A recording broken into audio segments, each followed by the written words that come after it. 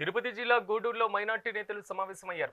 అంజుమనియే ఇస్లామియా సంస్థ ఆస్తులను ప్రైవేటు వ్యక్తులకు దారాదత్తం చేయాలని చూస్తే ఊరుకునేది లేదని వైసీపీ రాష్ట్ర మైనార్టీ సెల్ అధికార ప్రతినిధి మొహమ్మద్ మగ్దూమ్ మొయినుద్దీన్ అన్నారు. గతంలో ముస్లింల అభ్యున్నతి కోసం ఈ భూమిని అప్పగించారని తెలిపారు. రాష్ట్ర ప్రభుత్వం వక్ఫ్ భూముల జోలికి రాకుండా ముస్లిం సమాజం కృషి చేయాలని పిలుపునిచ్చారు. కూటమి పరిపాలన సారథ్యంలో ముస్లిం మైనార్టీల ఆస్తులకు రక్షణ లేదు, నిరుపేదలకు రక్షణ లేదు.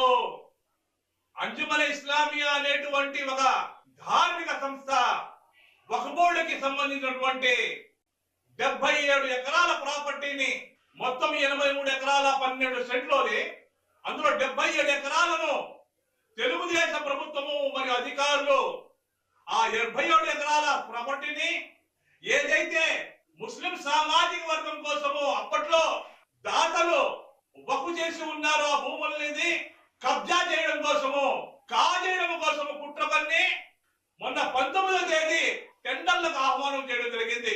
మరి ఏదైతే మంచి ఉద్దేశంతో ఆ రోజు దాతలు ఉర్దూ స్కూళ్ళు, బడులు, హాస్పిటల్, మరి లైబ్రరీ కోసము ముస్లిం సామాజిక వర్గానికి మరి వారి అభివృద్ధి కోసము వారికి